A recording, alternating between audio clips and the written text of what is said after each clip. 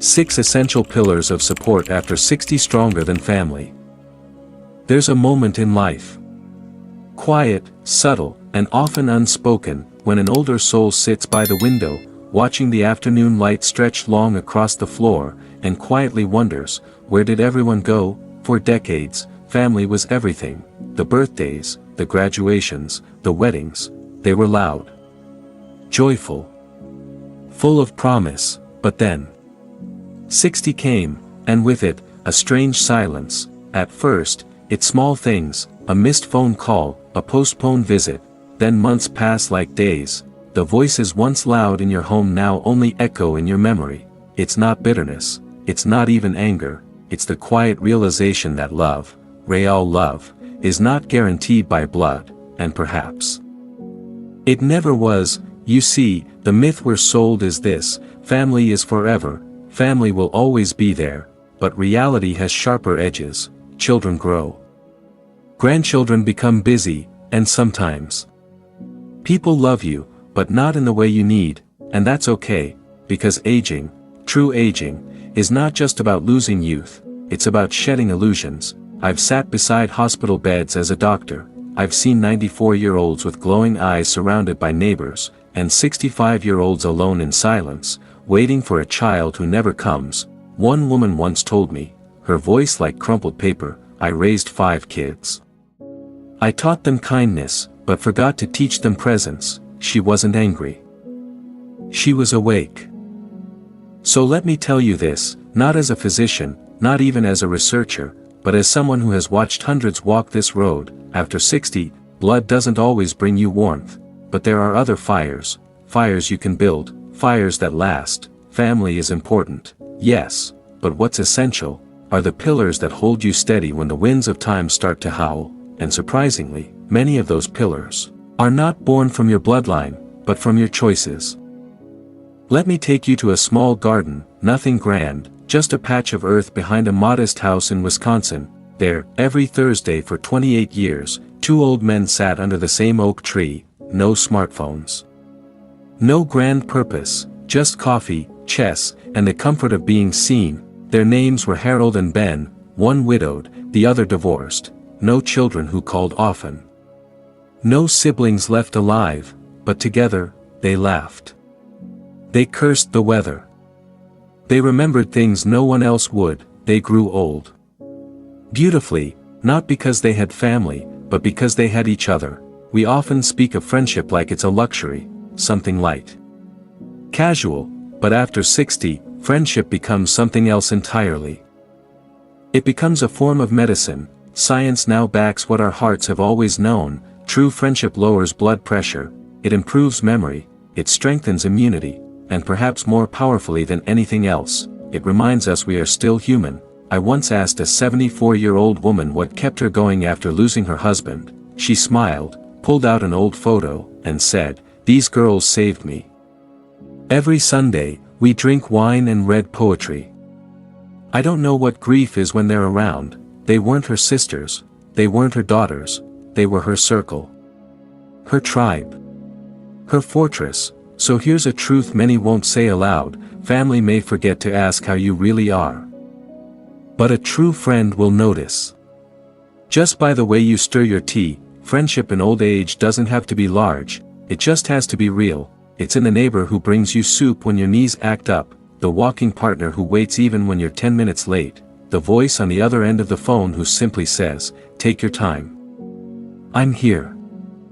Friendship doesn't compete with family, it simply fills in the quiet spaces they sometimes leave behind, and in that silence, it whispers the most healing words of all: you still matter, you're not alone, I choose you, not because I have to, but because I want to. So build your circle, even if it starts with one person, because sometimes, the hand that holds yours in the darkest hour, doesn't carry your blood, but carries your story. And that can be stronger than anything that runs through your veins. In your younger years, you might have taken your body for granted. You ran when you were late, you lifted groceries without thinking, you ate fast food and laughed about it.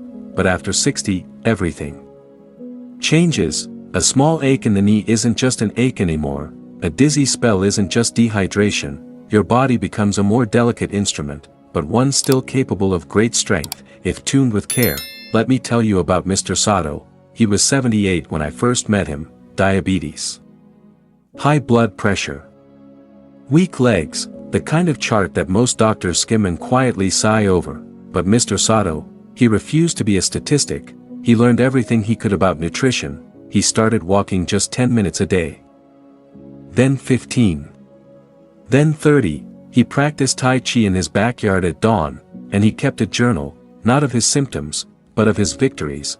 Blood sugar stable today. I made my own soup, I stretched without holding the chair.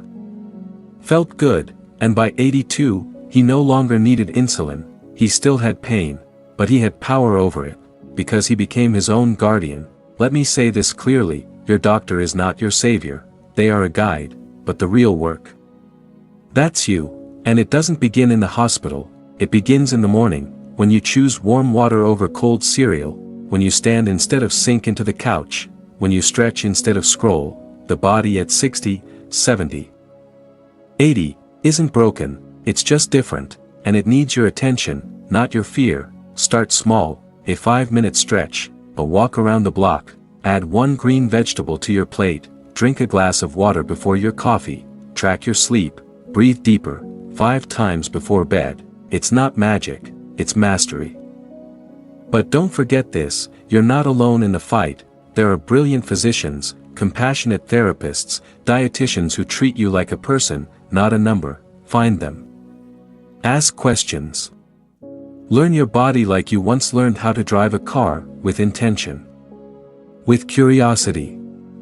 With respect, because after 60, health is not about chasing youth, it's about protecting your independence, your dignity, your ability to rise from bed each day and say, this life still belongs to me. So no, your children may not always be there, but your body is. And if you treat it like a partner, not an enemy, it will carry you longer than you think possible, and in the end, the strongest guardian isn't your doctor. It isn't your medication, it's the person who looks back at you in the mirror, and finally believes that their life is still worth fighting for. There's something tragic that happens to many people, not at death, but years before it. It's when they stop being asked for advice, when no one needs them to get up in the morning, when the calendar becomes empty, except for doctor visits, and slowly, without realizing it, they begin to drift. They are alive, yes, but not truly living. You see, after 60, what keeps you going isn't just your lungs, not just your medication, not even your loved ones, it's your purpose, your why, the reason you still lace up your shoes. The reason your soul still stretches toward the light. Let me tell you about Clara. She was 83, widowed. Her children had moved far away, she lived alone with a cat and a garden. When I first met her, she said, people treat me like I'm waiting to die. But I'm not. I'm here to grow tomatoes, and raise the best damn cherry variety this town has ever seen, and she meant it. She spent her days tending that garden, teaching local kids how to compost, donating fresh vegetables to the food pantry, and writing a monthly column on soil wisdom in the community paper. Clara wasn't rich, she wasn't famous, but she had something millions envy, a reason to wake up. Purpose doesn't have to be profound. It doesn't have to be public, it only has to pull you forward. Maybe it's caring for a stray dog, maybe it's helping a neighbor who can't walk to the market. Maybe it's painting, or singing, or simply sending handwritten letters to people who've forgotten how it feels to receive one. Whatever it is, if it lights even a single corner of your spirit, it's enough. Science confirms it too. Older adults with a clear sense of purpose live longer, have lower risk of Alzheimer's, stronger immune systems, and even recover faster from surgery. But more than that, they laugh more, they stand taller, they walk like people who know they still matter. Purpose isn't just something you had in your youth, it evolves. When you were young, it was building a career, raising a family, paying the bills, but now it's deeper, now it's giving back wisdom. You spent a lifetime gathering, now it's choosing joy, not because everything's perfect, but because you've finally realized, you don't need perfect to feel full. So ask yourself, not what should I do today? But what would make my soul come alive today? Then do that, even a little, because one act of meaning each day is enough to hold your life together like golden thread. After all, your heart may beat from biology, but your life flows from purpose, and when you find it again, you'll feel it, that spark, that light, that sacred truth, you were never done. We often think that support must come from those we've known longest, family, childhood friends, old neighbors, and when they don't show up, we feel betrayed, forgotten. But life, in its quiet wisdom, has a way of surprising us. Sometimes, the strongest hands holding you up don't come from the past, they come from the present, from the unexpected, from people you never imagined would matter, and yet, they do. Let me take you to a coffee shop in Minneapolis. Every Saturday, a 72-year-old man named Dennis walks in, orders a black coffee, and sits near the window with his crossword puzzle. One day, a teenage girl named Maya, green hair, loud laugh, earbuds always in, sat next to him. At first, silence, then a few glances, then a question, "Do you know a 5-letter word for wise old bird?" Dennis chuckled. "Owl," he said, "but I prefer raven, they're clever too." That one word turned into weekly chats, then real conversations, then something deeper, connection. Maya began visiting Dennis at home. She helped set up his phone, she introduced him to YouTube, showed him how to scan old photos, even convinced him to post his poetry online. He taught her how to balance a checkbook, how to handle grief, how to sit with silence and not feel afraid. They weren't family. They weren't even supposed to meet, but somehow, they found in each other what they were missing in the world. Here's the truth no one tells you: support doesn't always look like tradition. Sometimes, it wears sneakers and calls you dude. Sometimes, it knocks once to deliver your groceries, and ends up staying for tea. Younger generations are often dismissed as shallow, distracted, lost in their screens, but many of them, they're looking for wisdom, for grounding, for someone who doesn't scroll past them, but truly sees them. And you are a walking library, a vault of experiences, a keeper of lessons they don't even know they need yet. All it takes is one moment of openness, a shared story, a patient smile, an honest answer, and suddenly, you're not just the old person in the room. You're a guide, a mentor, an unexpected angel to them, just as they become one to you. And it's not just the young, sometimes strangers, people at the pharmacy, the post office, the park, become regular faces, then friends, then lifelines. The nurse who lingers a little longer to listen, the delivery boy who remembers how you like your milk, the librarian who sets aside books she thinks you'll love. These are not coincidences. These are threads of grace woven into your life. So, here's the lesson: don't close your heart because the ones you expected didn't show up. Open it, because life might be sending you someone even better, someone new, someone different. Someone who may not share your past, but could walk beside you into a beautiful future. After 60, your angels may no longer live under your roof, but they still exist, and when you learn to see them, not by name, but by the way they make you feel less alone, more alive, and endlessly worthy, you realize, support doesn't always come from where you planted the seeds. Sometimes, it blooms from where you least expect it. After all the visitors have gone, after the phone stops ringing, after the days grow slower and the house grows quieter, a new kind of strength is born. It's not loud, it doesn't wear medals, it doesn't post on social media, but it's real, it's powerful, it's sacred. It is the strength of your inner pillars. When you're young, the world gives you strength, through job titles, busy schedules, relationships, expectations. But after 60, life shifts, it takes things away, titles disappear, roles fade, some people leave, and what's left is you, your thoughts, your memories, your beliefs, your inner world. And in that silence, many people panic. They say, "I feel empty."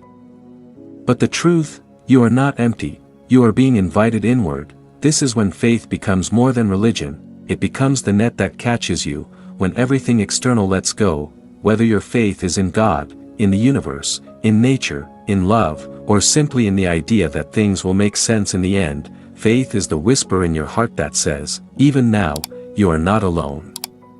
It's what gives you peace when no one else understands, it's what keeps your shoulders relaxed. When your body aches, it's what lets you smile at the sky even if the clouds don't part, and then comes solitude, not loneliness, but solitude, the peaceful kind. It's when you sit by the window with your tea, and realize the world doesn't have to rush anymore, that you no longer have to prove anything to anyone, that stillness is not the absence of life, but the beginning of deeper life. Somewhere in the silence, you begin to hear yourself again, your true self, the one who was buried under decades of busyness. She is wise, he is calm, they know what really matters now. And they don't need noise to feel full, and perhaps the most powerful of all is the strength within. It's the strength that carried you through heartbreaks, that buried loved ones but kept walking, that held babies and later watched them become strangers. That endured betrayal, illness, fear, and still greets each sunrise with a whisper, I'm still here. That kind of strength isn't celebrated enough, but it's the true foundation of aging well. It's the quiet fire that says, I may not run like I used to, but I walk with grace, I speak with truth, and I love with depth only time can teach. So here's what many forget, the world may admire youth for its energy, but the soul bows to those who have walked through fire and stayed soft. You are not fragile, you are forged, not broken, but bent into something unshakable. The wrinkles on your face, they are the sacred calligraphy of experience, your slow steps. They are the deliberate pace of someone who knows where they've been, and walks with meaning now. So when the world grows quiet, listen, because in the silence, you will hear the strongest voice of all, your own, and it will remind you, you don't need to be surrounded to be supported, you don't need to be needed to have worth, you don't need a crowd to feel complete, all you need is the courage to sit with yourself, and the wisdom to recognize, you are already whole. So now we've come full circle. We began this journey by questioning a belief so many of us were taught to never challenge, that family is everything. But what we've uncovered together is something far more powerful, that after 60, the strongest support doesn't always come from blood, but from truth, from the people who see you for who you are now, not who they expect you to be, from souls who respect your journey, not just your role. From voices that speak not out of obligation, but out of genuine care. You see, family isn't just the people you were born into, it's the people you choose to walk with, laugh with, cry with, heal with. It's the ones who call to check in. Not just to check boxes, the ones who remember your favorite stories, even after you forget them yourself. It's the caregiver who wipes away your tears, the neighbor who brings you soup without asking, the friend online who messages, "Are you okay?" Even though you've never met in person, this is your circle of truth, your new kind of family. And here's the miracle, you don't need dozens, you just need a few true ones, people who let you exhale, who honor your silence, who show up, not just at weddings or funerals, but on Tuesdays when nothing big is happening, people who love you not despite your age, but because of it, because they see the treasure in your wrinkles, the strength in your stillness, the poetry in your pauses. So if you're watching this and feeling alone, let me remind you, you can start building your circle at any age. Reach out to that one person you've been thinking of, join that class, volunteer, comment below, share your story, create new bonds not out of habit, but out of truth, because the second half of life is not a time to fade, it's a time to refine, to curate, to elevate the quality of your connections. You deserve a circle that reflects who you've become, not just who you were born to. And here's something beautiful, this community you're part of right now, right here, is already one step into that circle. If this video has moved you, inspired you, made you reflect, you are not alone. Welcome home. If this message resonated with you, please subscribe for more stories, health tips, and wisdom for a life well lived after 60. Like the video if you believe support can come from the most unexpected places. Comment below, who is in your circle of truth? We'd love to hear from you, and share this with someone who might need to hear these words today, because aging isn't the end of the story, it's the most honest, beautiful, and powerful chapter yet.